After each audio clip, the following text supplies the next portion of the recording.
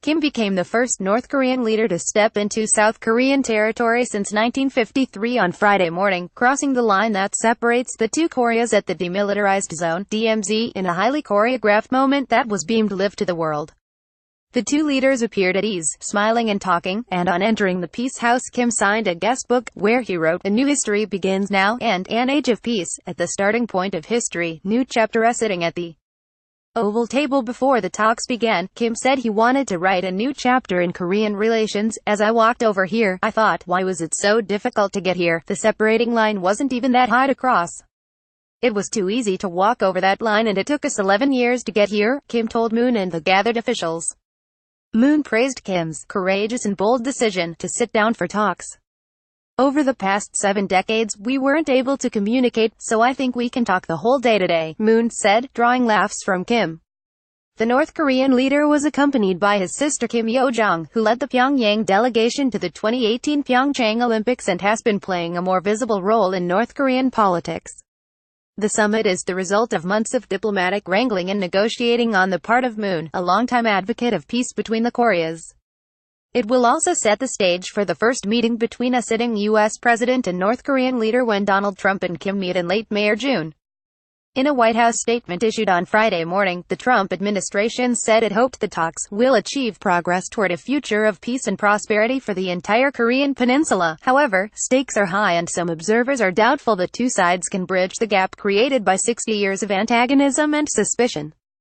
Seoul cheers handshake. The summit is being broadcast live on screens across the South Korean capital of Seoul, and residents gathered at a railway station applauded and cheered when Kim crossed the military demarcation line and shook hands with Moon. "It's a historical moment. I wanted to be with the public the moment I watch it," Ji Kwang-jin told CNN. At the media center in Ilsan near the DMZ, where more than 2,000 international and local journalists are gathered, there was an audible gasp as people caught their first sight of Kim, who was wearing a black mousesuit. The day has so far proceeded without a hitch, although in an unscripted moment, Kim invited Moon to step into the northern side of the DMZ. Kim received a full welcoming ceremony, including a military band in traditional dress which played the Korean folk song, Arang, well known in both North and South Korea. Huge banners have been displayed across the South Korean capital of Seoul proclaiming, "Peace, a new start," amid speculation the two leaders could discuss signing an official peace treaty finally ending the Korean War. Crowds of supporters, holding signs calling for denuclearization, waved off the South Korean president as he left his residence in Seoul. Kim would open-heartedly discuss all the issues with Moon, and was entering talks with the hope of achieving peace, prosperity and reunification of the Korean peninsula, North Korean state media KCNA said. Kim's arsenal officials across the world, especially in the United States, will be paying close attention to any specific agreements by Kim relating to his nuclear arsenal. While Kim has in recent weeks publicly endorsed denuclearization, what exactly he means by the term and how it would take place has been left extremely vague. Japan's defense minister Itsunori Onodera said the North Koreans needed to make clear commitments on its nuclear and missile programs.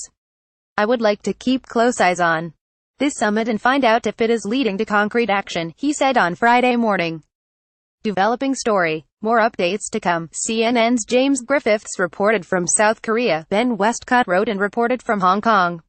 CNN's Josh Berlinger, Katie Hunt and Stella Co contributed to this story.